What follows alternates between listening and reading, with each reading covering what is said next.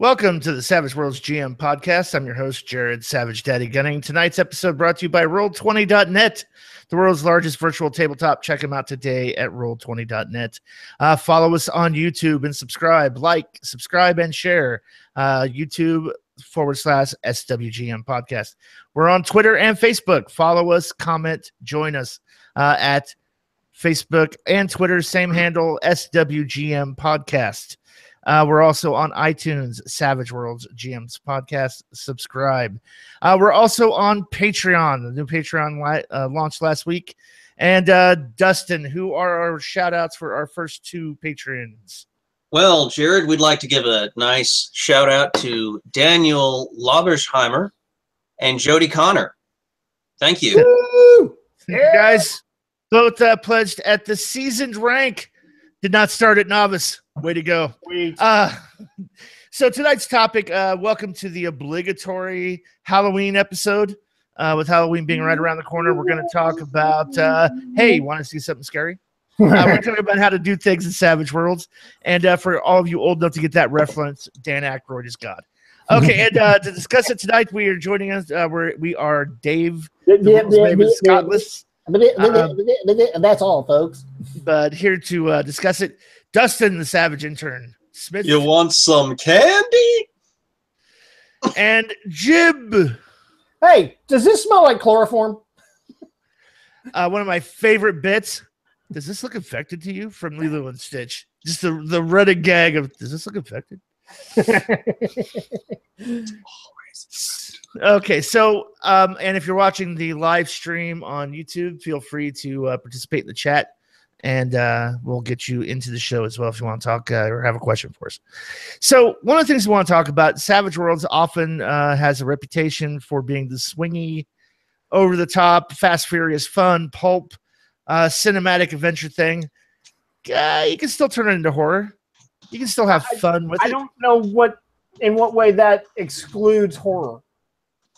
There are a lot of people who will tell you that because of bennies and because of the sheer survivability of the characters, the exploding dice, that you can't really threaten the player characters and make them feel powerless. I disagree completely. Oh, you poor deluded child. You have no idea what I can do to you. Well, so why don't you start us off? What are some ways? I mean, would we all agree that powerlessness, isolation, a sense of dread and doom are necessary components to a successful horror? Those are like right out of the textbook for what constitutes a horror setting. So the first thing I'm going to do is, those bennies you were going to spend? Yeah, you don't have those. Oh, I use the bennies to make it worse. That's just one alternative. But you can't soak wounds with those. Sorry. Yeah, I'm going to restrict bennies. I'm going to be very, very careful and judicious. You're going to get fewer of them, I think. Yeah, I think so too. I'll tell you what. There's a setting. If you guys, anybody out there listening, wants to do Cthulhu in Savage Worlds, I'm about to share one of their secrets to making it deadly and scary. Realms of Cthulhu by Reality Blurs will give you a Cthulhu, actual full-on Cthulhu feel for Savage Worlds.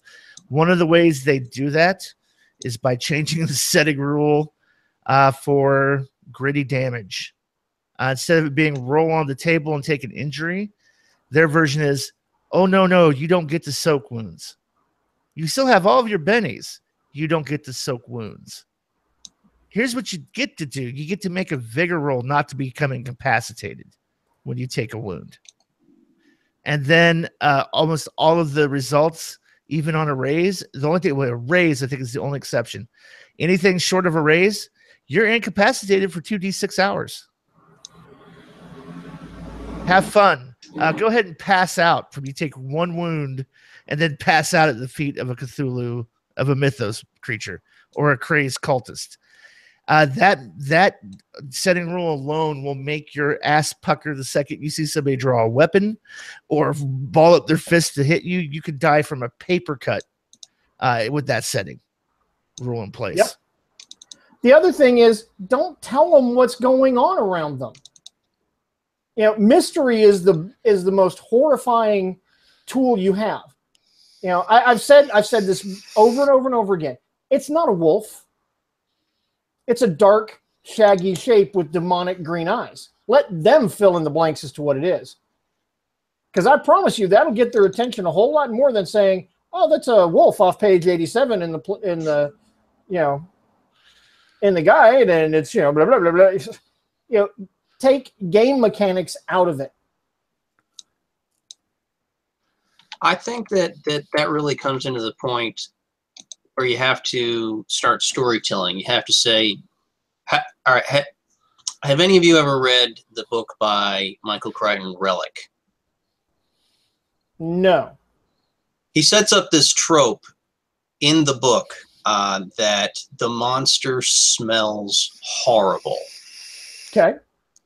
And so anytime somebody's going to disappear or die, they smell this awful sort of like wet animal smell. I like it. Yeah. And so if you hear this growling or hear footsteps or even something else, it's not just what you hear, it's what you don't hear. Like, you're like, man, you're just walking through the woods and the cicadas are loud and you can't hear, and you're talking and then your characters start role playing and you're like, why are you shouting? And he says, well, we can't hear over the cicadas. And I say, the cicadas have stopped.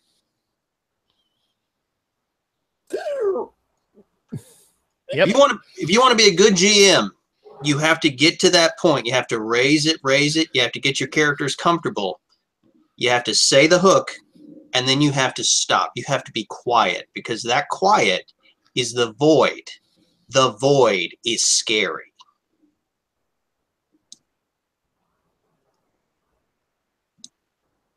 I once caused a player character to flee naked from a building into the street with the sound of dripping water. Because I sent her and I just conversation going on around the table, and I looked at the player and I just went, "Oink." And she went, "What?" I didn't say anything. A couple minutes later, I looked at her again. I went, "Oink." I said, "What the crap?" And so I sent her a note that says, "You are not alone." And I handed it to her. And after about 4 more notes like this, she was gone. She fucking ran out of the building. Totally naked. I was like, win, GM win. Okay, well, let's talk about that then too. Let's talk about one of the common things you should do in a role-playing game in Savage Worlds if you're trying to run Hoarder. Hoarder, yeah. Hoarder, the one shot. Everything's mine. Everybody keep your bennies. What you could do in running a horror game to elicit that same response, guess what? No notice rolls. You tell them everything they think they see. You tell them what they smell, what they hear, what they think they see or hear. Here's something without ever calling for a notice roll. Here's something I've been toying with. Remove all descriptions involving game mechanics from the conversation. For example, how would you do that? Well, like you were saying, never ask for a notice roll. And if they say, can I roll notice to see if I see anything? No. You can look around. If you want. If you want to go look into that dark, scary room, go ahead. But, and then when there is a combat thing, don't use game terms to describe things. Right. Not a fighting roll. Describe how you attack and then make your roll. Right. Don't tell me I'm actually going to try this next Wednesday in my next pirate game, is to take descriptions using mechanics out of the game. Right. And see what happens. Yeah, I think it's a good thing. It's kind of one of the things we've talked about before when we discussed on the show. We've discussed immersion as a tactic. Yeah. One of the things that I think is the storytelling aspect that a lot of GMs need to learn is how to build up that sort of creep factor in a character that is trying not to creep you out. We had a GM in my group, and she's great. She ran a conversion of Delta Green, and she had this villain that was effectively some kind of like spider creature. And the creature would try and like be friendly and flirt with you and be nice, but it was trying to lure you into this trap. And she got us to like mimic. She talked our characters into mimicking her, and when we started mimicking her, we had to do spirit checks, and we lost control. We were being puppeted. And so instinctively, we're thinking, okay, you know, she's got the puppet power. She can't take all of us. Well, we walk right on over there into her apartment, and it's a TPK because we walk right into her web. Done. Because we had a predator that was effectively building tension in the players by trying to calm the characters down. It was the meta effect. It was the, why are you running up the stairs? Why aren't you running to the door? You know, right. Why not go out a window instead of the door if they're blocking it off? Right. Well, and here's a little bit too of it. A little bit. I know that, you know, this is it's almost a cliche thing to say. It's almost a cop out, but it does hold some value and does hold true. You have to have buy-in from your players. You have to go, guys, we're playing a horror game. We're playing a zombie game. Your characters don't know. It's the zombie outbreak. It's just happening right now. I don't want to hear anybody shout out, I'm going to make a headshot. You don't know. And I need everybody to kind of play along with you don't know until you know. And so I think player buy-in is a big, big deal when it comes to horror. It absolutely is, because you're going to get that player who's like, nope, I'm not afraid. I'm not afraid of anything. I'm cynical. I'm jaded. I'm not afraid of anything. Oh, really? Yeah, I can make your ass afraid of something in the real world. I promise you I can. I want to read one of the things in the chat because I think it's really an interesting point. Mel Primus, another thing in horror is that the threat seems to grow worse with every minor victory by the protagonist. I've had every penny spent by the players go to the GM to fuel this. I think that's a really good point. I also think you need to not constantly ratchet up the tension. You know, if you watch a horror movie, it'll be swell, swell, swell, swell, swell, ratchet, ratchet, ratchet, ratchet, ratchet, and then something funny happens to kind of break that tension. Because when you start to build it up again, you're going to build it up from a higher start point. Yeah, it's that roller coaster effect of tension, release, tension, release. Yeah, it's the push-pull. Mm-hmm. Yeah. You know, but you know, horror thrives on what they don't know. That's what horror thrives on. Mm-hmm. Yeah, you think about the ubiquitous horror film, Psycho. It's not the knife that's terrifying. It's what you don't see. Outside of that, too, Jib, like the killer's motivation doesn't make any sense to us, but it does make sense on some level. See, if so spoiler warning, I mean, the movie's like 60 plus years old. Well, then fuck spoilers. If you haven't caught it in 60 years, fuck you. Norman Bates is the killer. There you go. But for most of us, we would sit there and we would think, okay, he did it for a month. He did it for the money. She's got thousands of dollars. He can just take it, hide it, bury the car. Okay, well, that's not it. Obviously, it was his mother. You know, she's around. Maybe he did it because he was attracted to her. Maybe she, who knows?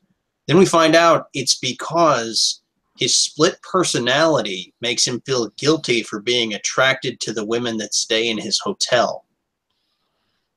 Now, that is a terrifying thought, because the logical sort of sane person would think, okay, if I'm encountering a killer who just wants money, I might be able to reason with them. I might be able to trick them.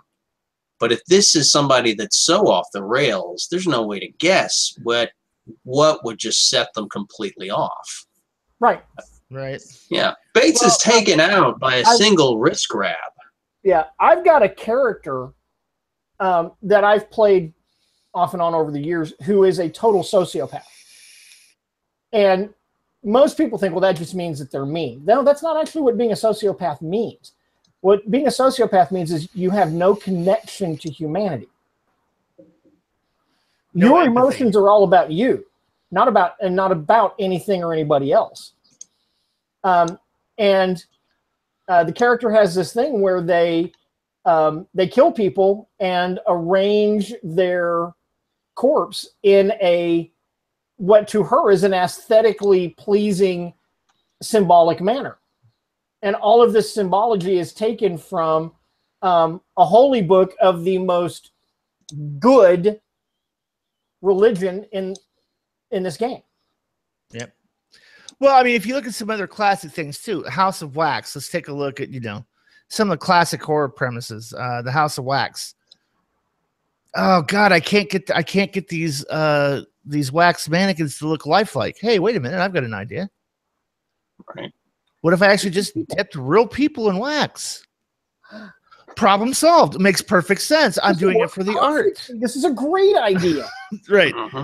He doesn't have any malice against the victims he's going to get. It's all about him trying to, fill out his museum. Well, that's what's so frightening is the disconnect. It's not personal. It's the fact that they just here's why that's scary. They can't be reasoned with.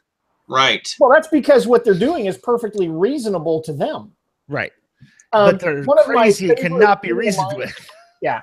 One of my favorite Criminal Minds episodes, they catch the guy and they're talking to him and he's like, I'm walking down the street and I see a guy with a goofy grin on his face and I want to bash him over the head with a beer bottle. And I don't understand why other people don't feel that way. And I'm like, that's a serial killer. Right. Because it makes sense to me. Yep. And they have some need that drives them. Well, understand that need and make it, weird as fuck. And I guarantee you will get the attention of your players. Well, I'll say this. If you're going to run a horror, I'm not even going to say a campaign, just a one-shot, you need to craft it in such a way that you have to understand one thing about horror as a genre of fiction, whether that's Stephen King books or horror movies.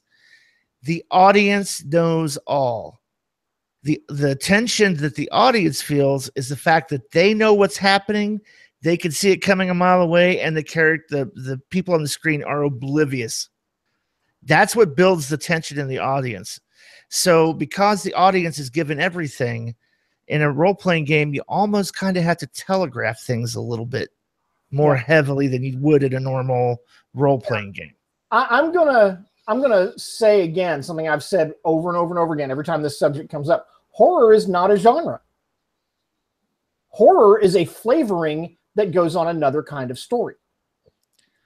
Well, they're all basically suspense drama, right? They're almost all basically suspense thrillers.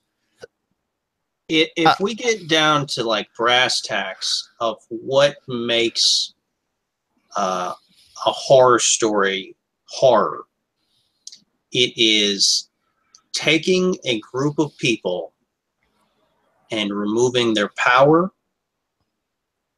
limiting their ability to defend themselves, and removing their humanity. Mm-hmm. If you have a group of players, you can make a horror story by turning them into the monsters. Well, let's take a couple of classics, right? A couple of classics, and here's one of the other big themes of quote unquote horror. I'll agree with Jeb to a certain degree that it's not a standalone genre. It's a genre with a very intense focus on something. However, I will say this for the same reason I would agree with Jeb for the same reason that I would agree if somebody goes, Star Wars is a Western. Yeah, okay.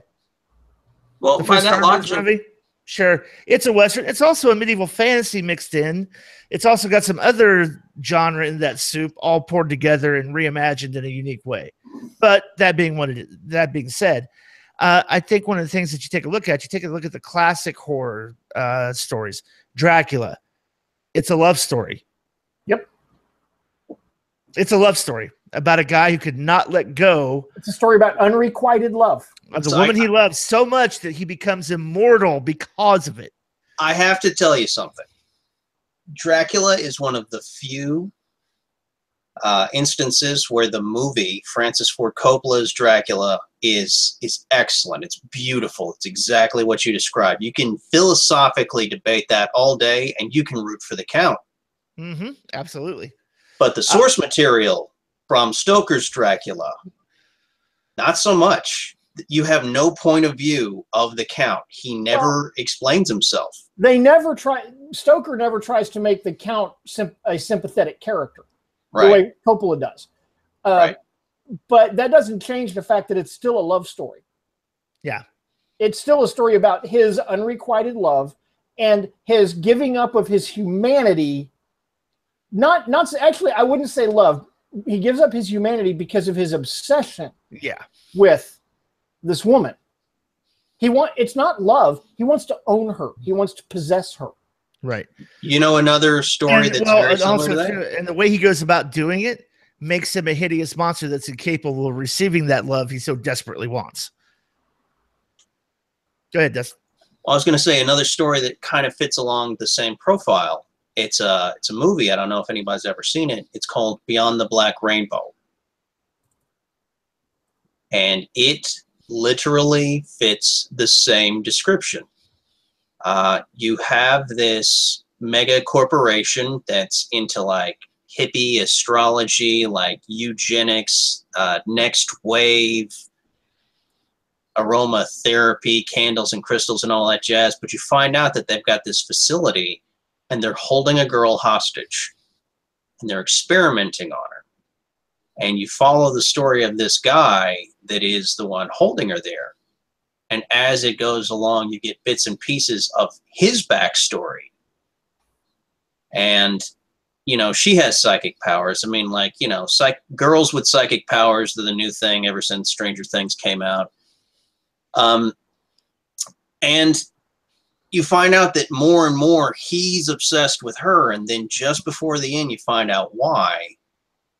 Is because he was experimented on before she was. And he's a monster. He has been to like the other side of reality. And it drove him completely nuts. And the story is about his obsession and how it makes him crazy. You think it's about the girl, but then you find out at the end, it's not. It's not about her. It's about how absolutely imbalanced he is. It's good writing. Yeah. Well, okay. Let's take a look at another one too. I just want to kind of hit on a few of the classic horror movies as part of this discussion. Frankenstein, a morality tale about man playing God and technology being dangerous. Also, a morality tale about racism. Yep. When the monster is created under no pretense, he's not at all responsible for his creation, but he's loathed and hated because of what he looks like and what he is. Right. Morality tale about man's hubris and science pushing too hard and racism. Take a look at so that's Dracula, Frankenstein. Let's take a look at a zombie movie, George Romero's Night of the Living Dead, the whole zombie genre. It's about consumerism. It's about fears about nuclear war and people not running out of everything they need and then being basically into the world due to consumerism. And that's what the zombies represent. And why they're in the mall. Unchecked. Capitalism unchecked, all natural resources used up. Now we're all screwed. And it's just the morality plays. So, and you would even say the Friday the 13th follows those tropes. Friday the 13th is a revenge story. It's about Jason is killing everybody in that camp. because of how they treated him and how they killed his mother. For him, he's getting payback. And the other thing that goes along with that too is he's a force for morality, because the characters who die typically die when they're having sex, when they're drunk and using drugs, and doing all the things they should not be doing. Go ahead, Dustin. The irony of the great thing about the very first Friday the 13th film is they do a bait and switch on you. Mm-hmm. It's okay. Another spoiler alert for a 30-year-old movie. Oh, we lost Jim. Jason Voorhees is not the killer in the first one. You are led to believe Jason Voorhees is the killer. He is not. It is his mother. Mm-hmm. And then in the second one, I think the part of it is, like you said, Jared, I'm just going to play off of it. Jason Voorhees represents this sort of warped version of universal justice. He's natural law incarnate, because he died as a result of someone else being immoral. An innocent child was sacrificed. Mm-hmm. So not only is he Jason Voorhees, he is Camp Crystal Lake embodied. Yep. And really, he's one of those characters that if you're gonna run him as a GM, he needs immunity. Immunity to everything except for maybe one specific type of damage, like say fire, or maybe you can drown him in the lake. Nope. He has no weakness. Here's the thing with if you're going by movie Jason, the guy has been chopped up and dismembered. Mm-hmm. He's died 100,000 times, 100 different ways. You just know he's going to come back. He's just going to come back. If we're going by movie canon, there's that one movie where he is a heart that migrates and people eat the heart and become Jason again. Yep. Which I think is great, because it's sort of like saying the spirit of Jason is in his heart. Yeah, if you're gonna do well, here's the thing: Jason and Freddy are both vengeance stories. They're just a different flavor. The Nightmare on Elm Street is all about a pedophile who's killed by righteous parents coming after their children in their dreams. That is messed up. And the other thing too that makes it such a great horror movie is people, when you're asleep, you are helpless. And you cannot not fall asleep. I'm glad you said that. Can we hit on something that Carlin Kendrick said? Sure. Horror is revealing a character's weakness to the world and pressing on that weakness as much as possible until they feel helpless. And I think that's a great point, because you just brought up Freddy Krueger and how he keeps you awake. And if you watch the Nightmare on Elm Street stories, he does that knowing that he's breaking you down. Mm-hmm. If the kids go to sleep at the beginning of the film, they're too strong, but he exhausts them. He fatigues them. Yep. Well, and the thing that works too is after so much sleep deprivation, they're going to fall asleep. The thing is, they're never sure 100% if they're awake or if they're dreaming. Because they're so fatigued and sleep deprived, they're never quite sure, which is that oh my God, I'm totally exposed. I could die at any minute, and there's really not a whole lot I can do about it.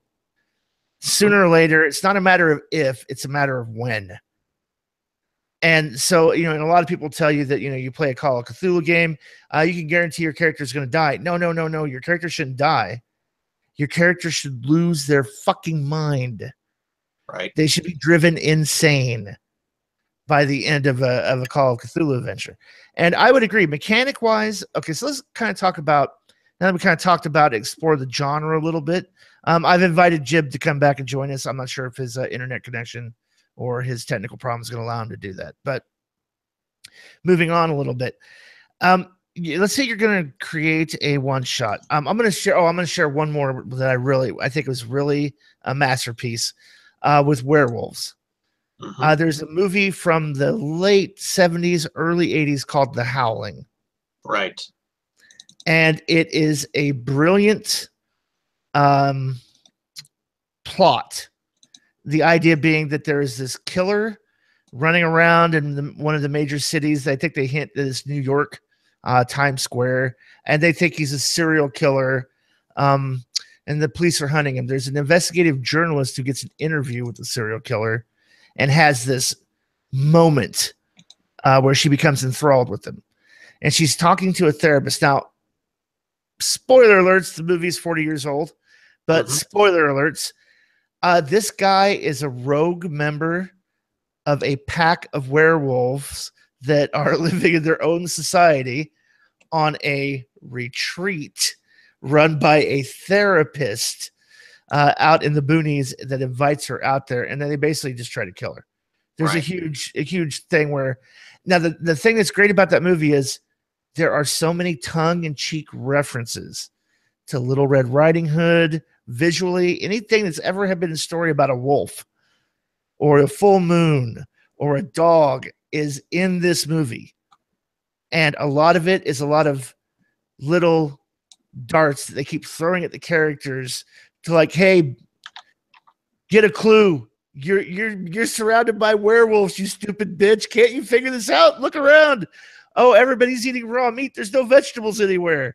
Blah, blah, blah, blah, blah, this, that, and the other. And it ends up with them all wolfing out and trying to kill her, and she burns them alive in a barn. Right. You're isolated. You're out in the country. There's no police around. The nearest hospital is miles away. That whole you're isolated, exposed, and you're screwed from the minute you step into that story. Can I bring up, I hope you don't mind me bringing up this. Netflix has, just playing off of that, Jared, Netflix has a movie out now called Gerald's Game, and it's based off of a novel by Stephen King. Exact same premise. The main character, Jessie, goes up to a cabin in Maine, and her husband get involved in some, kinky sort of lovemaking foreplay. He handcuffs her to the bed and then has a heart attack. Nice. And that's the premise of the movie. It's not, there's no horrible, like there's this wild dog that's running around that gets in the house and actually starts eating her husband, his body, while she's there trapped on the bed. But the whole driving force of the fear is there's nobody. You are all alone. What happens to you when you are alone and when you are helpless? Mm-hmm. There's this one. Oh, no, go ahead. There's this one part, like she goes crazy. She goes crazy and starts imagining people. And then one of the visions, one of the hallucinations says, you don't want to see it, but there's a footprint, a bloody footprint on the floor. She says, no, I'm just seeing things. And the guy goes, okay, where's the dog? And you just have this moment, wait a second, why would the dog leave unless the dog was afraid of what came in there? I will give kudos to King for this. He understands how to make characters feel, put characters in situations where they are helpless. Yeah. And then turn up, put everything on the line and keep escalating that situation.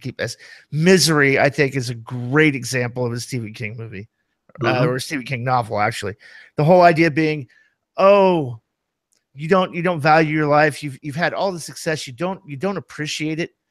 You resent the fact that you're only known as this type of guy. You want to break the mold, and you get in a car accident out in the middle of nowhere, and somebody rescues you. Yay! Thank goodness I've been rescued. Oh, wait a minute. What? You're my biggest fan? Oh, and now if I don't write the way you think I should, you're going to hobble me. You're going to do all kinds of terrible, terrible things to me, and nobody would believe me if I tried to call for help because, oh no, Nancy, she's She's a good girl. She would never do anything like that. The whole She takes care of the poor and the elderly. Can you believe that crazy, crazy celebrity bashed her head in? exactly. That's great. That's just great horror. If you ask me, it's just talk about helpless. And then to do the thing to force you to do the thing that you don't want to do. And then when you capitulate and then don't do it the way the person thinks it should be done, there's no, she's crazy. So there's no rationalizing with her. There's no talking her out of it. Good luck. Good luck trying to overpower her when you're weak and she's feeding you just enough to keep you alive. Yeah, it's crazy, crazy, crazy stuff. So how do you at the end of the day, how do you emulate that in Savage Worlds? How do you go about pulling that off in any role-playing game? Requires, and I'll say this, I know Savage Worlds is prep light. That's the intention. It should be preparation easy. Shouldn't really have to do a lot. When it comes to horror, you're going to have to do a lot. Right. It's that to pull it off and have your players actually enjoy a horror game. First of all, you have to select the right players. Don't expect your fantasy group of traveling murder hobos to suddenly be down for I'm weak and helpless type experience of a horror role playing game. Because they'll try to stand toe to toe with the monster and kill it, and that's not what the story's about. It's like, you want to get into a fist fight with a werewolf. Mm-hmm. Yeah. Now have them make the player character. I would say do this. You got 4 or 5 players. You're a family. One of you's the mom, one of you's the dad. Maybe you're a divorced family, and now you got stepbrother and stepsister. Whatever, you're a family because that's a nice cohesive unit. It makes sense to be together. And you've moved to this small town in Oregon. Little do you know, the entire town is werewolves. Or goblins. Mm-hmm. And, oh, shit. It starts to dawn on you. There's no silver to be found anywhere. Nowhere can you buy silver.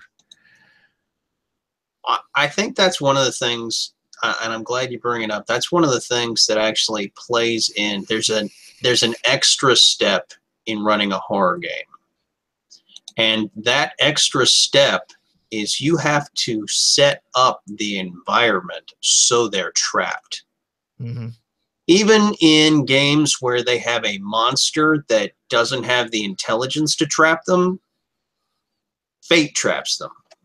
Mm-hmm. I mean, the car breaks down. The fact of the matter is you were reading the map wrong and you wandered into like this old campground. Maybe the hillbillies decided to like leave wire on the road and it ties your car up. So now you have to walk. Or, the company told you to divert and check on this ship that was crash landed that might have some valuable technology. You hear a distress signal, that kind of stuff. Or your car breaks down on the road and, the local sheriff comes to your rescue. Right. Guess what? He's a homicidal killer. Because you're supposed to trust the sheriff. Of course, why would you trust the sheriff? That's his whole job, is about to protect and serve. And it turns out he's the cult leader of a cannibal cult. And you are just all kinds of screwed. At that point, you have to break out your newsman anchor face and just go full America. Right. Alec Muzzy points out a little earlier in our discussion tonight, you want to scare your players? Take away their equipment. Have them get robbed and leave them with nothing. Yeah, have them have to abandon something. Absolutely. So how do you pull that off mechanically? Well, I would play with the rules a little bit as far as a setting rule. Number 1, I would allow blood and guts. So where you can spend bennies to reroll damage. Absolutely put that in there. The one thing I would not put in a horror game is Joker's Wild. Right. No, you do not get an extra Benny just because somebody drew a Joker. Congratulations, you get a +2. I'm not changing that, but not everybody gets the windfall of a Benny. If go ahead. Go ahead. Sorry. I would also say too that I would call for a lot of things that aren't wounds, but induce vigor tests for fatigue. So I would reinforce the fear nausea rules from Savage Worlds, which I don't think a lot of player characters or GMs are familiar with. When it comes to fear checks, you're rolling a fear check against just something that's incredibly grotesque or just mind-alteringly scary as hell. Mm-hmm. And all you do is you make a spirit check like you would for a regular fear check. If you fail it, you're making a vigor roll to avoid nausea.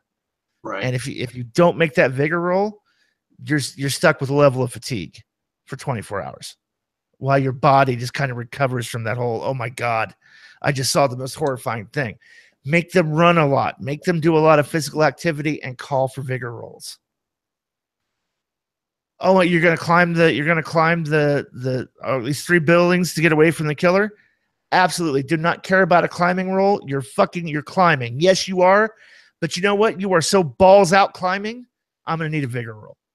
Right. Oh, you got a level of fatigue. Make them burn the bennies on trying to avoid negative wound modifiers and fatigue modifiers. One of the simple things you can do too, and this isn't the Savage Worlds official rule. This is something that I kind of put into a lot of my games. I will do a form of less gritty damage where you can soak wounds. However, you apply the wound penalties before you soak. It just makes it a little difficult to soak wounds. It does. And that's one of those things. That's like, I remember from last week's episode, you guys were talking about it. And in all honesty, that sounds like even better than gritty damage. In my opinion, it sounds great. One of the things that I would do, and if you wanted to, is to extend the level of fatigue, because you have 2 levels of fatigue and then you pass out. But if you fail a fear check, you get a level of fatigue because you're scared. The adrenaline's pumping, and after it finishes, you crash. You have a level of fatigue for the rest of the session. Another fear check, you fail. You're at -2 for everything that you do because you're getting more terrified. Now, if you get poisoned, you get another level of fatigue. Eventually, by the 3rd level, your characters are more worried about dropping from fatigue than wounds. So many negatives. I'm going to throw this one out here, so please don't crucify me. Save your hate mail. In a horror setting, I would revert to the previous Shaken rules, the previous edition of Shaken. Yeah, please address all hate mail to Savage GM Podcasts. and here's the reason why. Because it requires a raise for you to be able to take action. Right.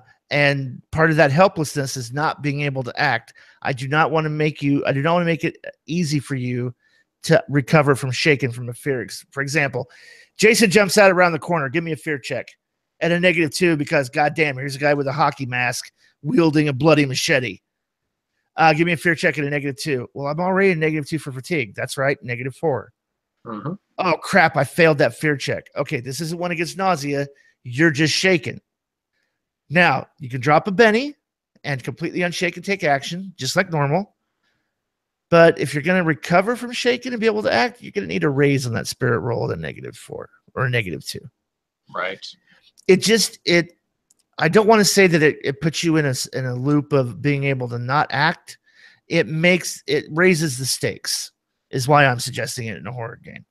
Because if all you can do is run away, that's the position you want the players in. That's the position you want those characters in. Holy shit, I can't make a fighting attack. I can't do anything but talk or move. And per every wound, your pace is reduced by 1. So now you're moving slower. Yeah, you can institute the previous version of Shaken from Explorer Edition as a setting rule in the game. but those are vicious. I mean, that's really, really, really vicious. Right.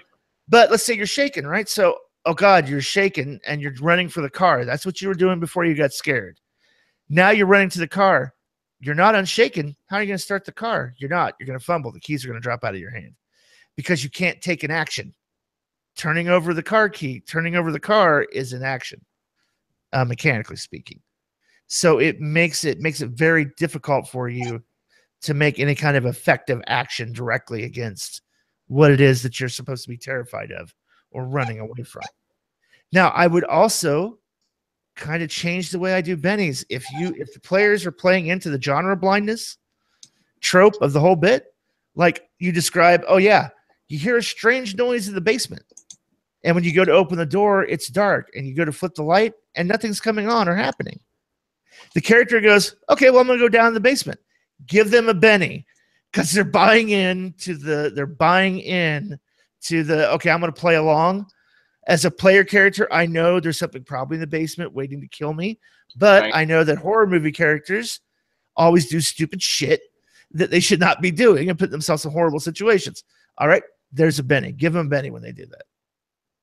And I agree. I think genre blindness is probably one of the best uses, especially in a horror film, because they have to put themselves in that situation. Right. Ruben Riviera says difficult terrain plus wound penalties in a chase equals hell. Yep. What brings up one interesting point here in the Savage Worlds horror companion, they have a setting rule called Buckets of Blood. It's based off of splatter horror, and people have more blood in their body, and it's more pressurized, so it comes out and makes everything difficult terrain. Basically makes it slippery if you have to move through the space where somebody's been attacked or suffered a wound. Yep. So if Jason is coming at you, you're moving a lot slower, and he's moving a lot faster because he's not in a puddle of blood. Right. So like I've actually had a genre blindness setting rule that I was playing with at one point in time. I haven't really finalized it. But as a creation of my own, where the player character basically has that as a hindrance. Genre blindness as a hindrance. And it means that when they do things that are in line with the stupid, typical genre blindness of a character, they get a +2 when they're doing it. So running up the stairs to get away from the killer instead of running away out the front door, you run up the stairs, you get a +2. You get a +2 to your run die, you get a +2 to hide in the closet because you're doing what you should be doing as the typical horror trope. If you try to run away out the front lawn, I need an agility roll to -2, not to trip over your own ankles and fall flat on the ground while you're being chased. So it's a hindrance that gives you bonuses for playing into the genre blindness and gives you penalties for not playing into the genre blindness of what's going on. You could make that a setting rule for all characters in the game. But more than anything else, I would say, too, that I think Dustin touched on it previously. Sorry, boys and girls, the villain has invulnerability of some kind in a horror movie. Yeah, sorry. You can hit Jason with a shotgun blast to the chest. He's going to go down. But he's not staying down. So I would probably even give him vulnerability and fast regeneration as monstrous abilities for that NPC. So you shoot him, he gets a free vigor roll to soak every round. And at the end of the session, when they go to look, the body isn't there. Yep. You play into the tropes. The body isn't there. Nobody believes him. Nobody believes him. Everybody thinks you're the one that did it. You're the killer because you all have this cockamamie story about somebody in a hockey mask that couldn't be hurt. That's just not believable in the real world. If you're playing with a smaller group, 2 or 3 players, you want to run a one-shot, I would do this. I would saddle them with an NPC allied extra that they control. Mm-hmm. And then once the main character dies horribly, they're automatically promoted to a wild card with 3 new bennies and all the bennies the previous character had. I would say if you want to step it up, have everybody make 2 characters, and just have them in the supporting cast. And maybe you kill off some of the supporting cast. You don't know who's going to die. You know? Could do that. I would also say one of the things you could do is everybody who's a wild card is really an NPC. Yeah, no, that's a big one. People will die a lot in that one. In fact, if so many people are going to die, you might want to go with quick creation, which is basically everybody has a D6 in their attributes, and one skill is at a D8. That's a very quick and dirty way to do it without coming up with a lot of extra setting rules. You can just basically make there's a lot early on in Savage Worlds there was a lot of talk about, oh well, henchmen, they're a little bit better than extras but not quite a wild card. Right. They have 2 wounds instead of 1, but they don't get a wild die and they can't soak.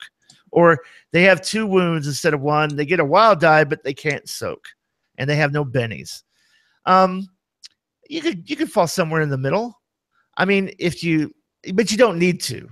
I'm going to stress that making the player character intentionally weak coming into it, they're not going to survive long in a horror game if you do that. They're gonna be grist for the mill. They're gonna die very, very, very quickly. Right.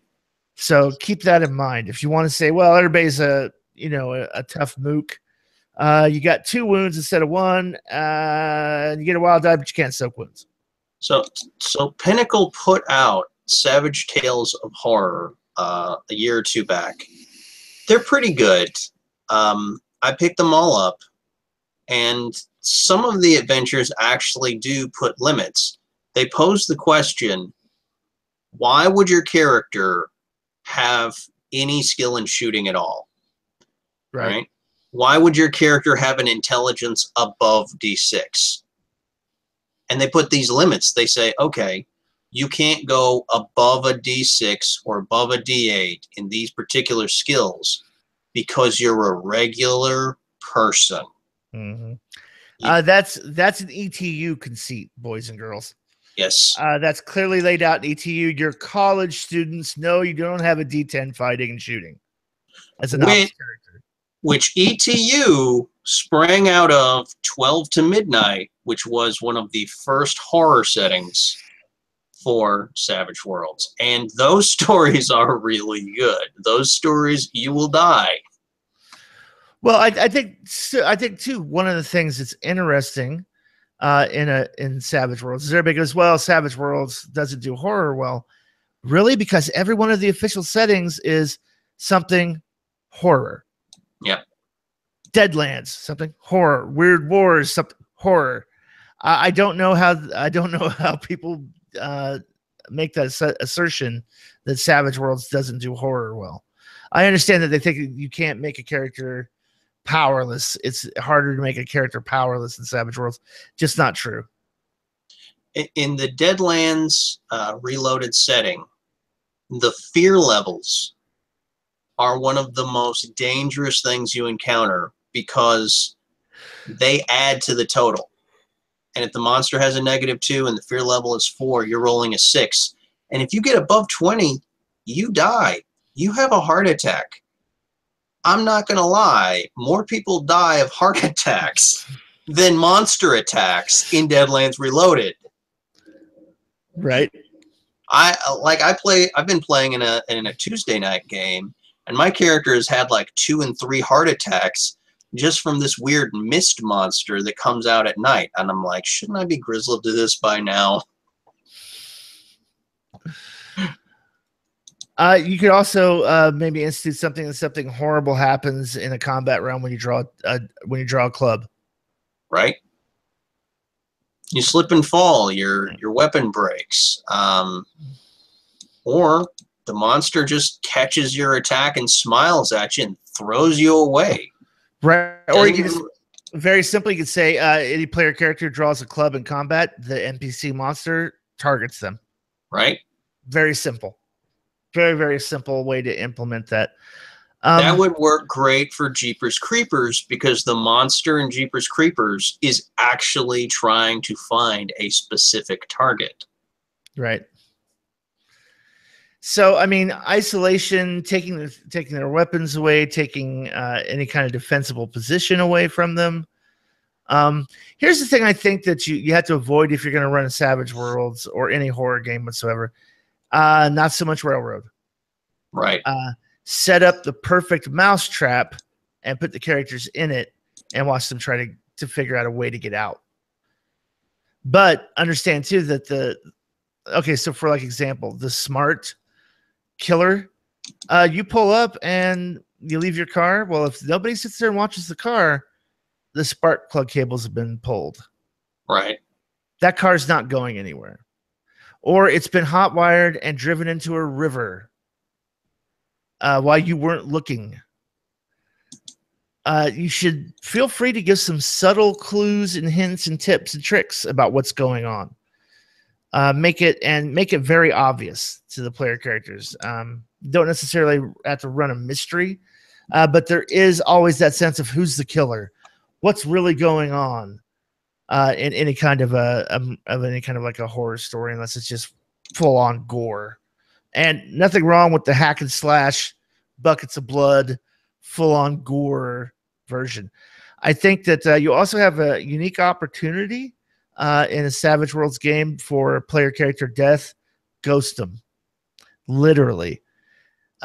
Just tell them, hey, you now have the ethereal monstrous ability. That can be done. There's a section in the Horror Companion called Children of the Night, if anybody's wondering, that lets you play as the monsters. Mm-hmm. It's like a framework that you just lay over it. It's almost like a race, but not quite. All right. And yeah. So, it could be a thing where the player who dies physically is not in the game. They're still there. But the whole thing now is trying to get their compatriots to interact like, hey, look out behind you. The killers are. And then as a GM, you can involve that player in seeing everything and being able to walk through walls and knowing things and seeing things the players don't see, that the player characters don't see or don't know. But they wouldn't have the ability to communicate because a ghost has to make a spirit roll to affect the world. So now you've got this sort of gameplay mechanic where dead players are rolling their spirit to try and close doors or knock things over or shift paper so you can find out who the killer really is. Mm-hmm. And the great thing is, once they're dead and they're a ghost, they can't be harmed by anything physical. But they can be harmed by something magical. Right.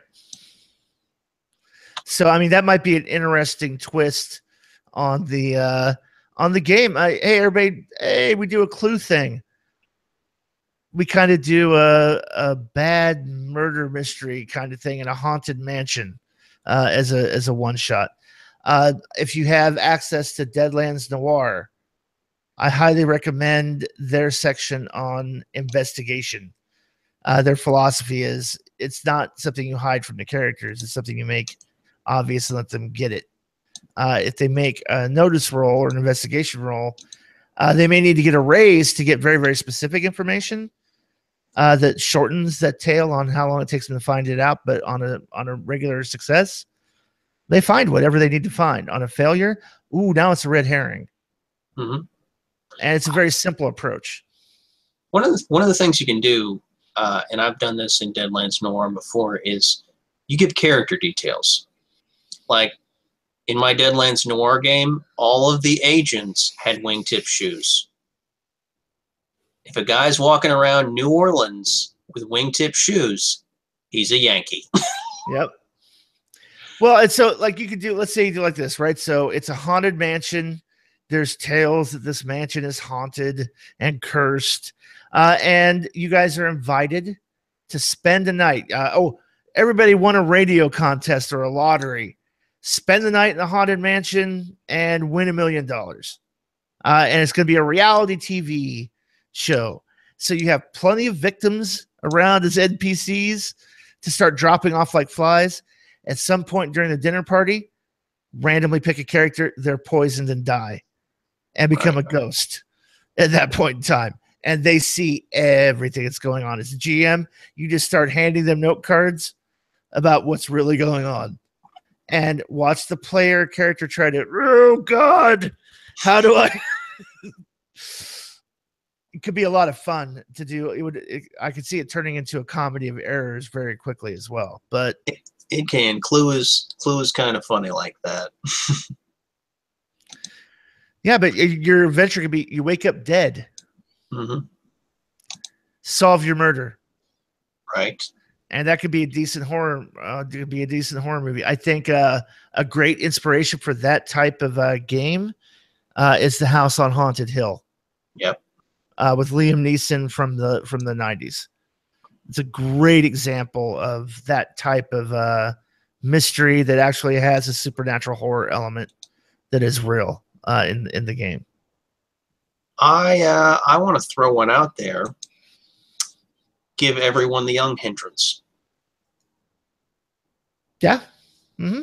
And the reason why I say that is because then your players can run directly into the monster, but because they're young, none of the adults believe them. Mm-hmm. Yeah, it happens in it happens in Stranger Things, it happens in so many stories. Because a character is young, people are just like, no, that doesn't make any sense. It can't be the case. Yep. Now, if you're a fan of that kind of storytelling, if you're a fan of the Stephen King's It, the Stranger Things, the idea of playing young kids who know what's going on, the E.T. kind of game, if you're interested in that and don't want to do a lot of prep, you might want to check out the Monster Hunters Club Kickstarter currently going on from Fabled Environments and Charles White. It's my understanding it is funded at this point, so now's a great time to get on it and get in on it for stretch goals. That is a setting dedicated to that genre trope of young sleuths in a supernatural world fighting monsters and none of the adults. Very, very 80s. Not very, very 80s. What was the name of it? Monster Squad. If you ever got a chance to see that. I remember, it's great. It's a great movie. It's classic. The Goonies.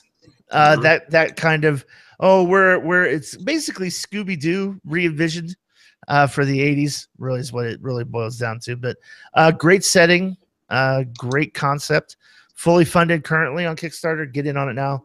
Monster Hunters Club. Check it out. If you want more of the Cthulhu thing, I would definitely recommend Realms of Cthulhu. It's also a great source book just to pick up some setting rules.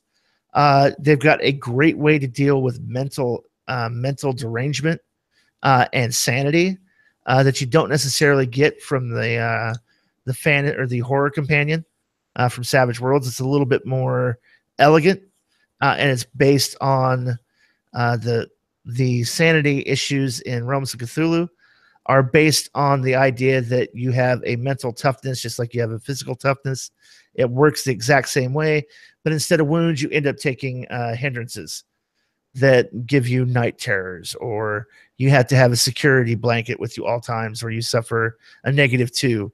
Like you get convinced that there's this lucky charm. Oh my God, my rabbit's foot. I must have my rabbit's foot. If I don't have my rabbit's foot, I'm at a -2 to everything I do. The arrangements they have in that game are wonderful. But it's very simple because you still recover from those like you would from a physical wound or anything else. It's just a very elegant application of something that's already very familiar. Realms of Cthulhu, great one to check out. If you want more of the high action, I mean, there's nothing wrong with the action horror movie either. There's nothing wrong with the Terminator. You know, sci-fi action horror in modern day. So absolutely, go ahead. The Terminator's just invincible.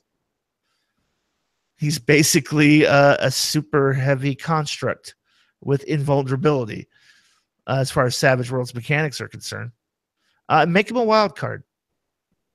Don't be afraid to make your villain monster in the game a wild card. Let's see what your players do against a wild card werewolf. They die, I think. Yeah. If they try to stand toe to toe with it, they're going to be dead. Yeah, there'll be lots of dead. Have more than one monster. Yeah. Have monsters fight it out. Have a situation like Stephen King's The Mist. I would say that the real issue there is that the monsters are outside. Everything beyond the door is at a -6 penalty to spot. As Now, if you're blind, as literally. if you're blind, because it's thick as pea soup. Now, here's the issue. The area around you is filled with those things. Absolutely jam-packed. But they've got the -6 penalty to see you too. So whatever they run into, they are going to attack insanely. Mm-hmm. Give me a notice check at -6 to see the person standing next to you that has started screaming. Yep. And then only apply that penalty to anything that's based on sight. Let them smell, hear, whatever, automatically. Think about it this way. If somebody just starts screaming in the middle of the mist, it's going to attract attention. You are surrounded by those monsters. They are going to be drawn to the noise. Yep. And don't underestimate the value of the swarm. Right. I'm going to say, oh, God, just do gremlins. Mm-hmm. Do gremlins and make all the gremlins that are fed after midnight or exposed to water, all the nasty gremlins, just treat them as a swarm. They just automatically do 2d6 damage as long as you're standing there. Mm-hmm. Treat them as a swarm. Don't forget environmental damage. Savage Worlds has environmental damage like radiation, hunger, thirst. Those things can factor in. If you get down to it, there doesn't even have to be a monster at all. You can just crash, and you can just be hungry. You can be lost in the woods, lost in the desert. It's about building that tension up. Let's. I see Carl Kendrick has added a little bit of something. So, in my home game, the players had a jar full of a living technovirus. In the midst of a space battle, the ship takes a wound, and 2 rounds later, a player steps on broken glass. Not knowing what was going on, they went on with their business, except next round, I drew an additional initiative card for the virus creeping up on the player in the shadows. Sure, Right. why not? Why not mix your games? Zombies in space, go for it. One of the things that I did in my Hell on Earth game, I increased the number of zombies, and instead of just saying, okay, well, the zombies move on their turn, I said, no, this is the horde.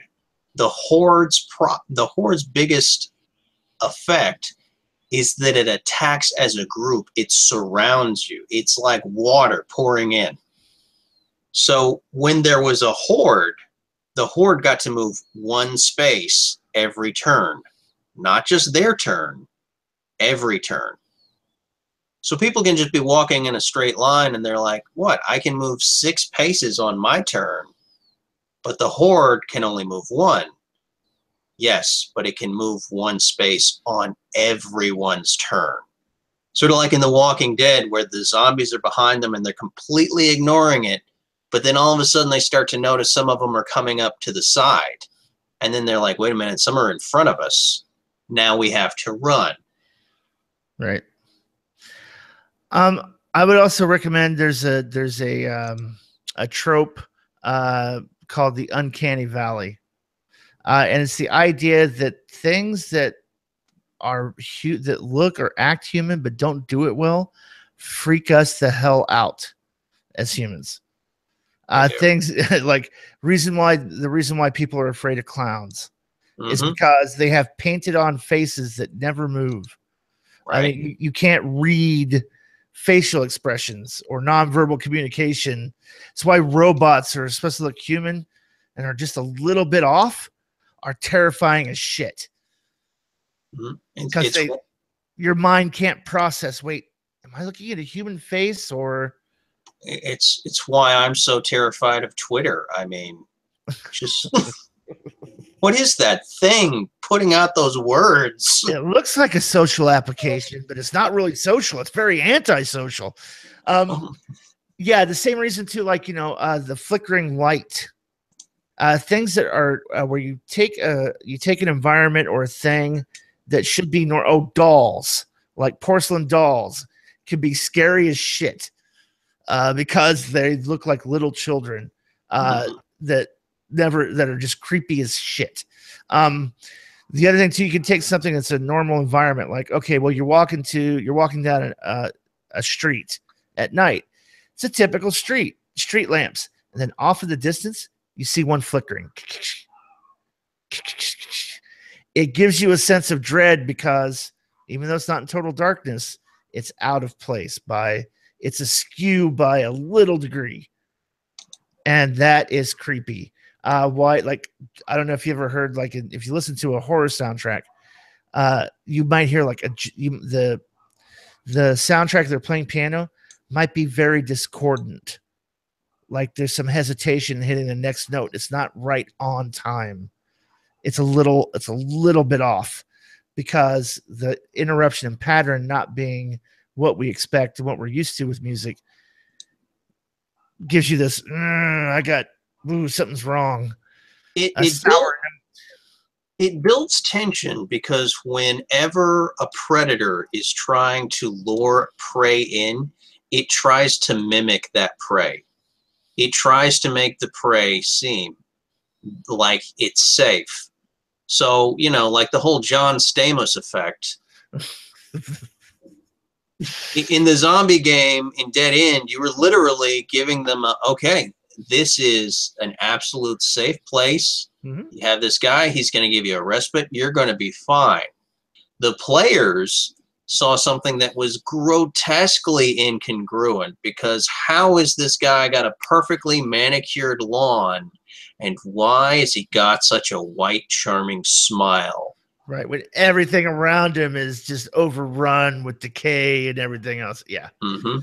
This oasis in the middle of everything. Oh no, that's scary as hell. Yeah. Right. Same kind of thing. I would also just one final thought as we kind of wrap this up. I would also say make sure that you make memorable NPCs. Give them real personality in a horror setting. If your main guy is the werewolf, play against type. That character should be the wimp, the guy who's not confident about himself at all. He loathes the fact that he's a werewolf. He's not into the whole power trip. Right. He's very squeamish. He doesn't make eye contact. That's your werewolf that's killing everybody because the player characters are not, well, they might suspect it. And I go, well, wait a minute. I would just say make sure that you're bringing something to the table when you're inventing that bad guy, that monster. You want to have something fun to go along with that? Have a character that is a bully, an over-the-top sort of machismo, pushes everybody around, has the switch knife, the greased hair, and have everybody thinking he's the werewolf. Mm-hmm. But then he gets torn to shreds.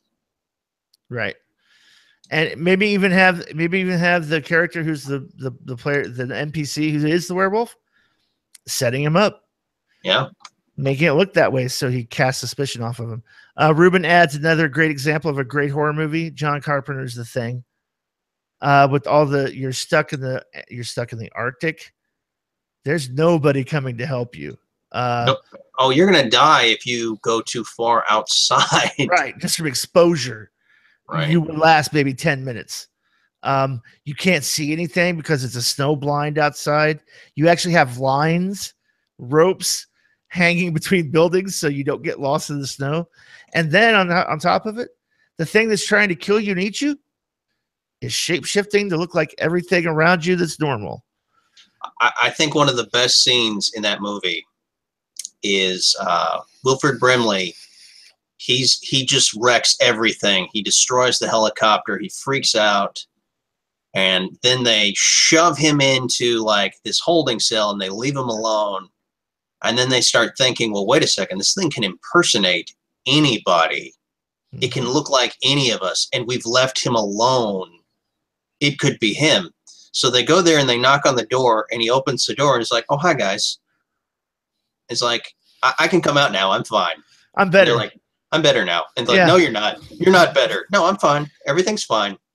My favorite scene in that movie is when Kurt Russell decides, you know what?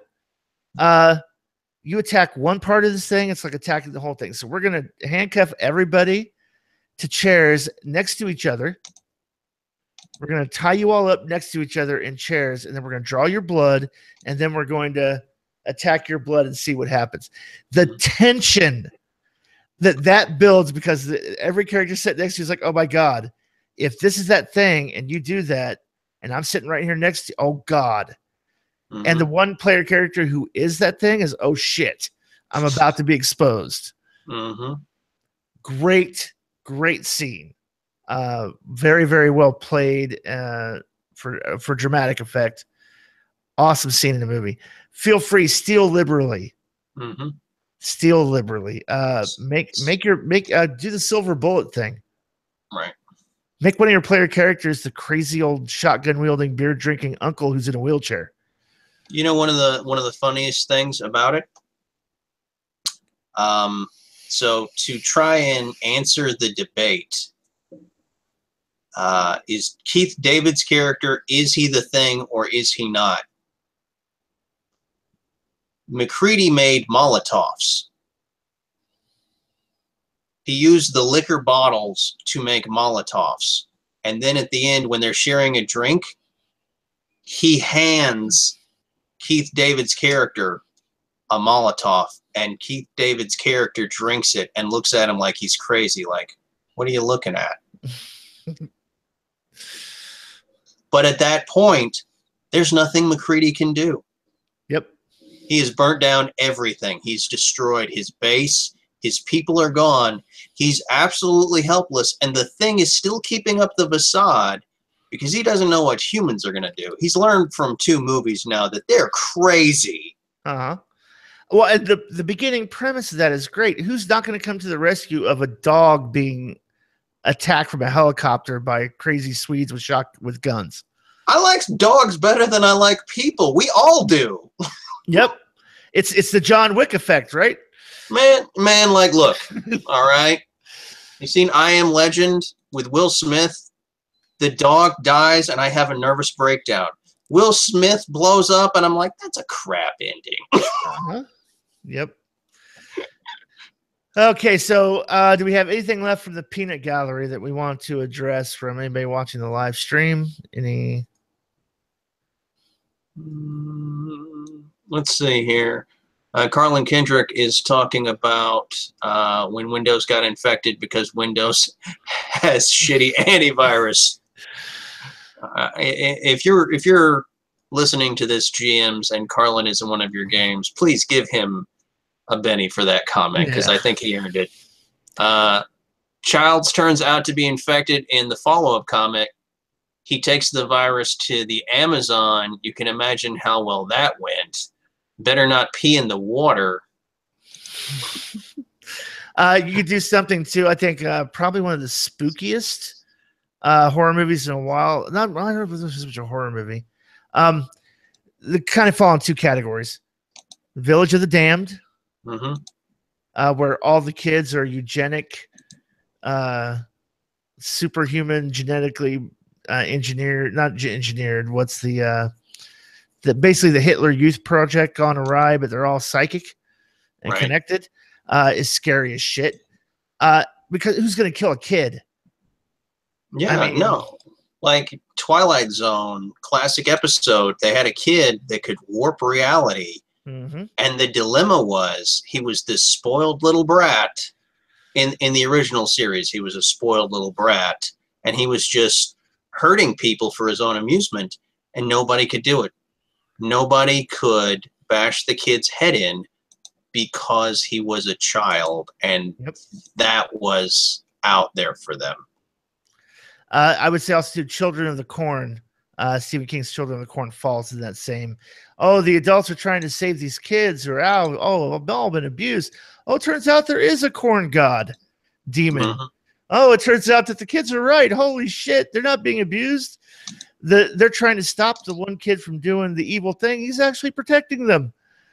Oh my God, here comes the corn god monster. He's going to kill us all. Right. I think it's a great twist. I would recommend, if you're about to run a one shot for Savage Worlds and horror, you could not go wrong by just binge watching Supernatural, Right. and stealing liberally. They have some of the best ongoing plot hooks, threads, tropes. The girl, the one I love particularly is similar to that Twilight episode they're talking about, where the main demon possesses this little girl in this town, and she's basically killing all the family members because they're mean to me, and you promised me cake for dinner and you didn't give me cake. Or don't you want to play with me? Oh, no, I love to play with you. Why were you passing a note? Stabby, stabby, stabby, stabby. I had a Deadlands Reloaded game, and I was running it on Roll20.net. Roll20, for those of you who get the subscription, you can actually control lighting. And I had this kid. He was walking through this field to like sneak up on some bandits in a house, and he comes across a scarecrow. And he's like, well, what does the scarecrow do? I said, the scarecrow doesn't do anything. He says, okay, I'm going to take its scythe. I'm like, are you sure you want to do that? He says, yes. So they have the shootout with the bandits, and the kid is walking back through the field. And I've got the dynamic lighting on, and I've got the range around him, and he's walking back through the field, and there's no scarecrow. Nice. Yeah. Mm-hmm. That kind of shit works. There's also, I think, just another Supernatural episode just popped into my head. They pull into this town. They have car trouble. Turns out this whole town is dedicated to sacrificing people to a scarecrow as a harvest festival for fertility. The town is enjoying continued prosperity and health because once a year they sacrifice a visitor traveling through. And wow, you want to talk about something that's interesting. Oh, my car breaks down. Oh yeah, well, you know what? We have to get the part for the next time. But go ahead. You know what? I also own the inn. I'll give you a copy of free room. Hang out. Oh, try the pie? Oh, it's wonderful. Oh my God, this is an idyllic little Mayberry town. This is wonderful. Right. And then next thing you know, you wake up and you're being sacrificed to a scarecrow god. Turns out that Andy was really Nyarlathotep. Well, on that note, I think we'll close it down. So until next time, this is Jared Savage, Daddy Gunning for Jib and Dustin, saying, stay savage. I would fuck up the ending. So until next time, keep rolling and stay savage. Take it easy, guys.